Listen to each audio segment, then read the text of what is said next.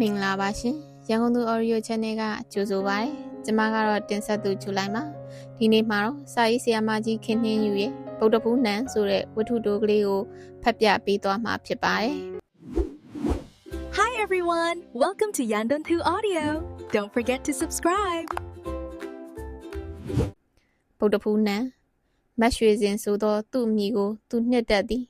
ဗုဒ္ဓဖူးသမီးဆိုတော့ရွှေသည်ဗုဒ္ဓဖူးနံဖြစ်သည်ဒါပေမဲ့ဇင်ဆိုသောအင်္ဂါနံနှင့်ဘာကြောင့်သူ့ကိုမိဘများကတွဲဖက်မှဲ့ထားသည်ကိုတော့သူမသိပါသို့သောဗုဒ္ဓဖူးနံသည်သူ့ကိုအကျိုးပေးသည်ဟုသူယူဆ၏ငယ်စဉ်ကတည်းကမတ်ရွှေစင်အမည်နှင့်ကျောင်းနေလာခဲ့သည်မှာကာကြီးခဝေးတန်းခေါ်သူငယ်တန်းမှသည်တက္ကသိုလ်ဒီဂရီရသည့်အထိတစ်နှစ်မှစာမွေးပွဲမကျသည်ကိုထောက်သောဗုဒ္ဓဖူးနေသည့်နန်းသည့်အမည်သည်သူ့ကိုအကျိုးပေးသည်မှာသိကြသည်ကတိကဒေါ်ရွှေစင်ဟူသောအမည်ကလည်းခံသည်ဝင်းပလှသည်ပြီးတော့သူလှုပ်သောဌာနသည်ယခုမှသမိုင်းဌာနဟု၍ခေါ်ဆိုကြပေမယ့်အရင်ကရာဇဝင်ဌာနဟုခေါ်သည်အရှေ့ပြားရာဇဝင်အနောက်တိုင်းရာဇဝင်တို့ကိုသင်ကြားပို့ချခဲ့ရသည်ရာဇဝင်ဆိုသောစကားလုံးမှာရာဆိုသောရာကောက်ကစသောကြောင့်ရလာဝဗုဒ္ဓဖူးနံမဲဖြစ်သည်ယခုတော့သူပင်စင်ယူလိုက်ပြီးလာအခရာသည်ဗုဒ္ဓဖူးနံဖြစ်တော့လဲလင်းဟူသောစကားလုံးနှင့်လုံးဝနှီးစပ်ခြင်းမရှိခဲ့သည်မှာတော့အံ့ဩဖို့ကောင်းသည်အပြိုကြီးဘဝနှင့်စီကံတကြနေလာခဲ့၍ပင်စင်ယူချိန်မှာစုမိဆောင်မိသည်ငယ်ရွယ်စဉ်ဆိုသည်မှာတက်ကြွဖြက်လက်ခြင်းအပင်ပန်းခံနိုင်၍သူသည်ကျောင်းသူဘဝမှသည်ကတိကဖြစ်သည့်အထိဘတ်စကားစီး၍ကျောင်းတက်ခဲ့သည်သူမိဘတွင်မြင့်မြတ်ချမ်းသာသည်ဆိုသည်ကိုတော့သူခံမှန်းမကြည့်မီ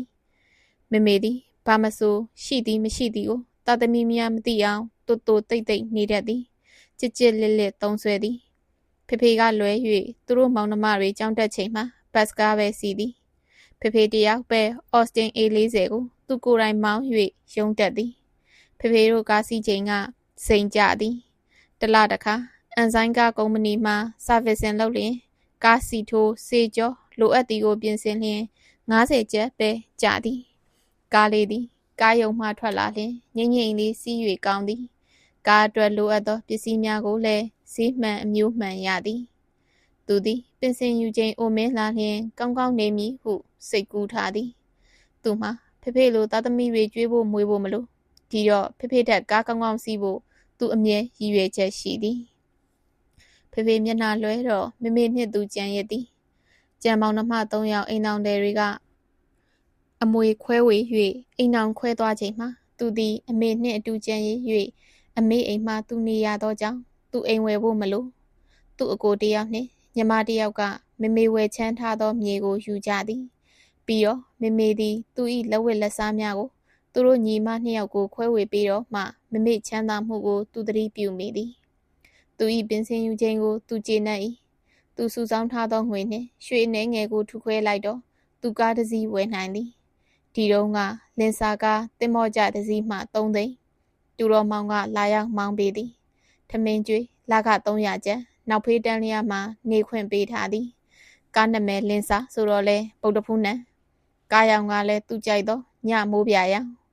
မျက်စိအေး၍ချမ်းမြေလှသည်မမေကိုဒီကားလေးနှင့်တလတခါရွှေတကုံဖျားကိုပို့သည်သူတို့ကမယန်းကုန်းမှနေသည်ကားမောင်းသူက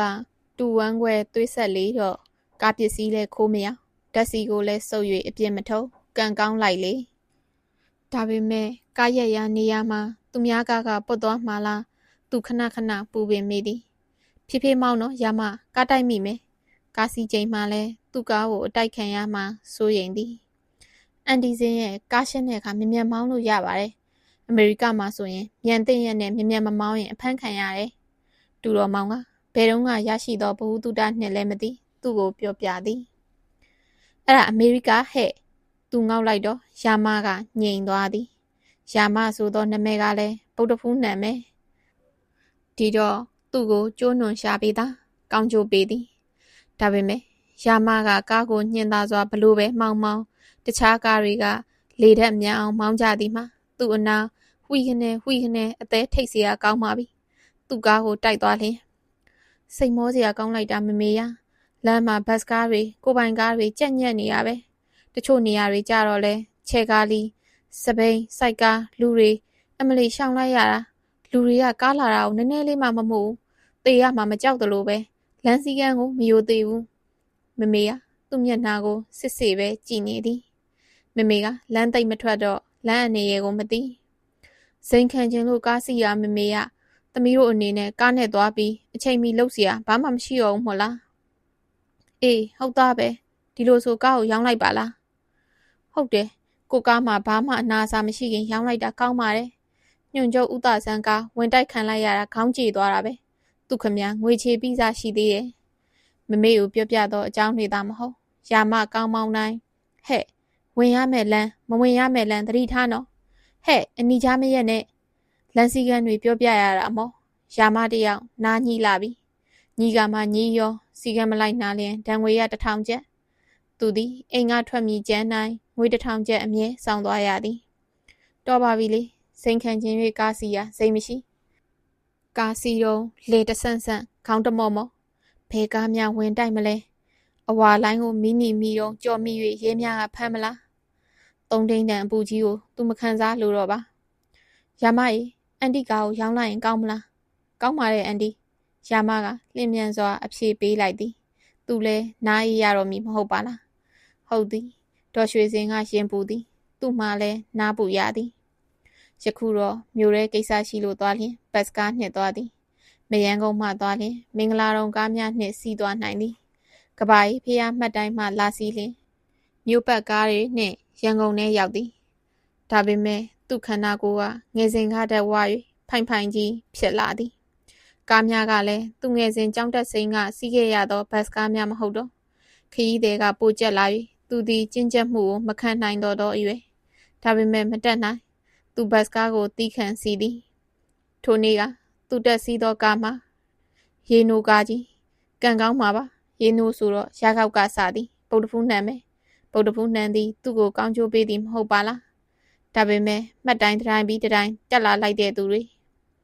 ခမရတို့လူချင်းငဲ့ညာတဲ့စိတ်မရှိဘူးလားဗျဒီလောက်မှနေရာလေးမပေးနိုင်ဘူးလားကိုရွှေစပယ်ယာကပြမစိုးတရားကိုဟောလိုက်တော့အခါခရီးသည်များသည်နာခံသောအပြင်ကြောချင်းကက်ရင်ချင်းအကုန်ကြသည်တဖြည်းဖြည်းလူတွေကတိတ်၍ပြေးလာသည်မှာ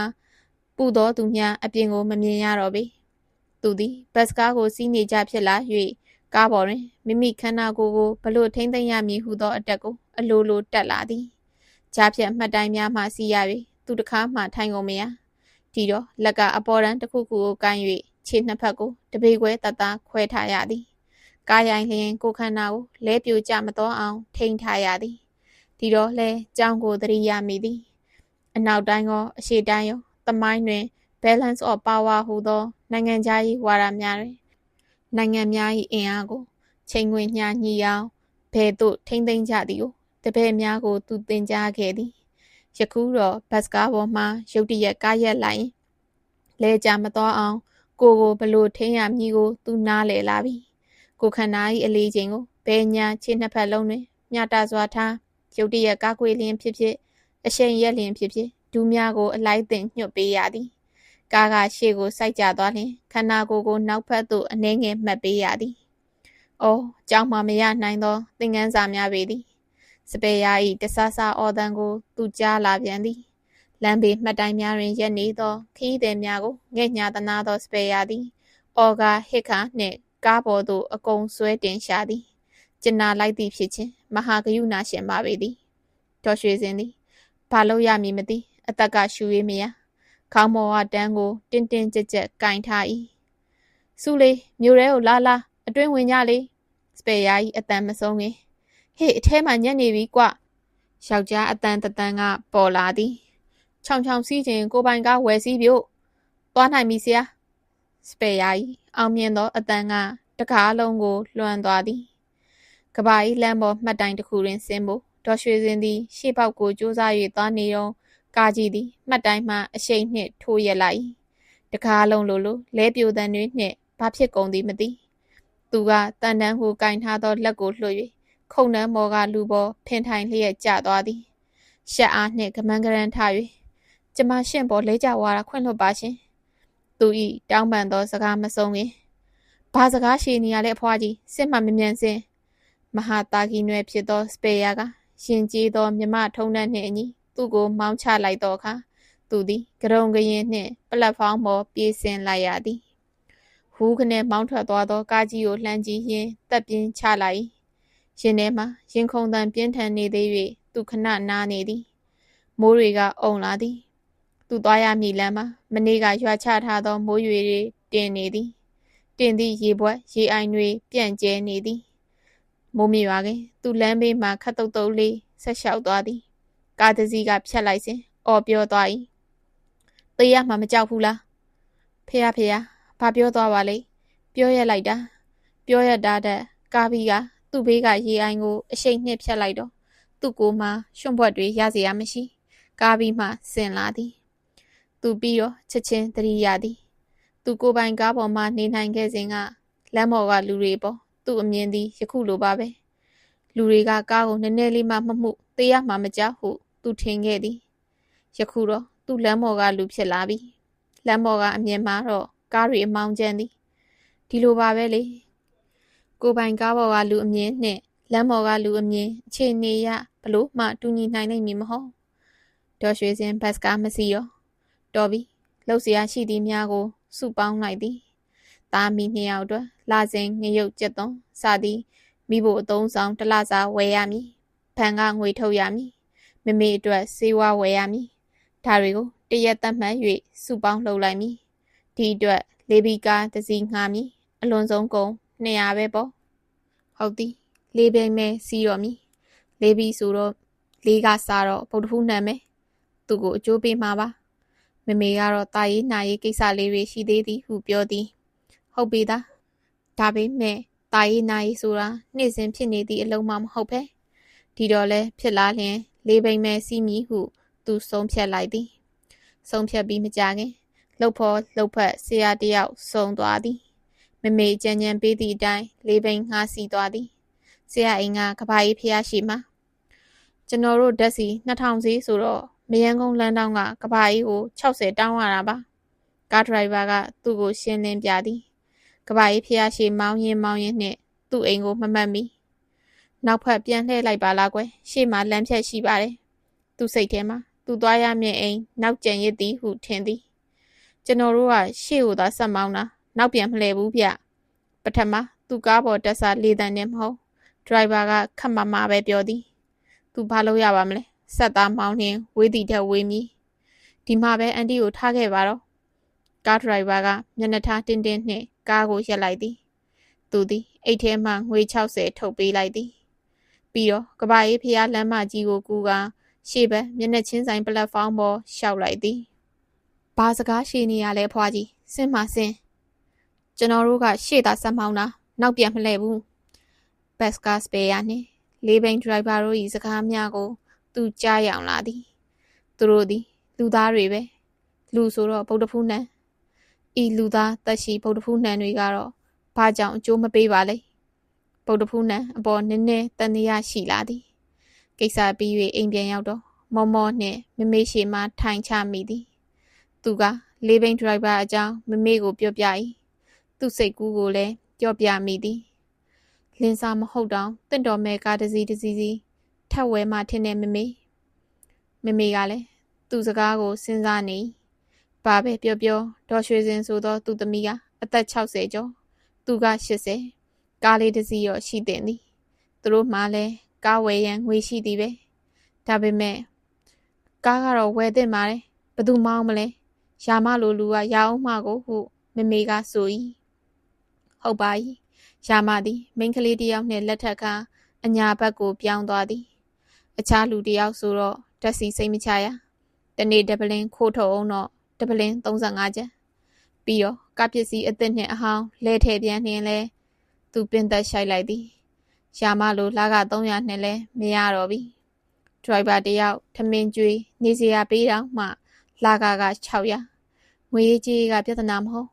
ကားမောင်းသူကိုအိမ်ပေါ်တန်းရမှထားရမည်သူတို့သားမိနှင့်ထမင်းချက်အိမ်ပေါ်ပဲရှိသောမိန်းမသားကြီးအိမ်မှာဒရိုင်ဘာကအပြင်လူနှင့်ပူးပေါင်း၍မကောင်းကြမ်းမှဖြင့်ဒီဖြစ်တွေကြားနေရသည်ပဲသေရသည်ဆိုသည်ကမဆန်းပေမဲ့အသက်ခံရ၍သွေးယူသွေးရနှင့်တော့မသေးခြင်း နောင်ခဲ့ပြီးဖြစ်သောအတိတ်ဤနောင်တတရားလိုသူခေါင်းထဲဝင်လာသည်ငငယ်ကလူတယောက်ယောက်ကိုသူလက်ထပ်ခဲ့ပါလျင်ဒါကလည်းလင်းဆိုတာဗုဒ္ဓဖူးနံဆိုပေမဲ့အကျိုးပေးအောင်မဟုတ်လင်းဆိုသူကခုချိန်မကြမ်းမမာလဲနေပါပြီတဲ့တာသမီဆိုတာတွေကစိုးသွမ်းနေပါပြီတဲ့မရွှေစင်တတိယရွယ်သည်အေးချမ်းစွာကုံလွန်နိုင်မှာမဟုတ်တော်ပြီလေဒါတွေနောင်တတရားရเสียမဟုတ်ပါပြီလက်ရှိအခြေအနေနဲ့သာပြဿနာရက်ကိုကြည်ဖြေရှင်းသွားရမည်ပဲပေါ့လောကကြီးမှာအပြစ်ကင်းကင်းနှင့်တရားဖို့ကလည်းအရေးကြီးသည်မဟုတ်ပါလားဟုတ်၏ဇနကမင်းသားကိုယ်တိုင်ကပြောခဲ့သည်ပဲမဏိမေခလာနှင့်ပင်လယ်ပြင်မှာကူးရင်စကားဆိုခဲ့စဉ်ကတရဝါတို့မှာတေရသည်မှမထူးဆန်းပါတေချင်းဤနောက်မှာကဲ့ရဲ့ပြစ်တင်ခံရခြင်းမှကင်းဖို့လိုပါသည်နတ်သမီးရဲ့ဟုတ်ပါဘတ်စကားစီရင်ဘတ်စကားပေါ်ကလိမ့်ကြလမ်းလျှောက်ရင်ကားတိုက်ခံရအဖြစ်တွေဖြစ်လာခဲ့ပါလျင်မသေးသေးခင်ဒဏ်ရအနာတယောက်ဖြစ်ခဲ့ပါလျင်ဘသူမှသူ့ကိုမတနာတိမ်ချီချမ်းသာနေပါရဲ့နှင့်ကားတစ်စီးတောင်ဝယ်မစီးရသေသာကောင်းပြီဟုမှတ်ချက်ချကြမည်ကားဝယ်စီးပြန်တော့ကောမမေပြောသလိုကားမောင်းသူဒရိုင်ဘာကစိတ်မချရတက်စီခိုးယုံကားပစ္စည်းလဲယုံဆိုကိစ္စမဟုတ်အပြင်လူနဲ့ပေါင်းပြီးအင်ရှင်ကိုတေချောင်းကြံကြတဲ့အကြောင်းတွေကဒီလောက်ကြားနေပါရဲ့နဲ့ကားဒရိုင်ဘာခေါ်ထားရမလားအပြစ်တင်ကြအောင်မည်ဇနကမင်းသားကိုပဲမေးခြင်းသည်ဘဝမှာအပြစ်ကင်းသောသေနီးခင်မီနီလန်းတွေပေါ့ဖြစ်နိုင်ခဲ့ပါလျင်လှုပ်เสียရတော့တခုရှိသည်မမေလဲရများရှိသောကြေးရွာကိုပြောင်းပြီးဟိုမှာတစ်သားအိမ်မြင့်မြင့်ကြီးရှိသည်မြို့ပြနှင့်ဆက်ဆံစရာလူမှုရေးတွေမြို့ကြီးမှလို့များမှာမဟုတ်အနားမှာလေတရင်ငှားတွေကလုံခြုံရေးလဲတာဝန်ယူသည်လိုအပ်သောပစ္စည်းမြို့တက်ဝဲဖို့လှဲတစည်းရှိလျင်လုံလောက်ပြီပဲလဲမောင်သူတယောက်ယောက်ကတက်စီလဲခိုးမထုတ်လှဲပစ္စည်းလဲအဟောင်းအသစ်လဲပြီးခိုးရောက်ဖို့မလို့ပြီးတော့လှဲဆိုသည်မှာဗုဒ္ဓဖူးနံမဲမဟုတ်လားတက်ရှိလူဟူသောဗုဒ္ဓဖူးနံကသာအကျိုးမပေးတာလင်စားနှင့်လှဲတို့သည်သူ့ကိုအကျိုးပေးမှဖြစ်သည်ဒီစိတ်ကူးကိုမမေနှင့်တိုင်ပင်ရအောင်မည်နာဆင်ပေးရဲ့အတွက်ကျေးဇူးတင်ပါတယ်ဇလန်းလေးကိုကြိုက်တတ်တယ်ဆိုရင်တော့ကျမတို့ရဲ့ရန်ကုန်သူ Audio Channel လေးကို Like and Subscribe လုပ်သွားပေးပါအောင်နော်အားလုံးပဲဘိုင်ဘိုင်ပါ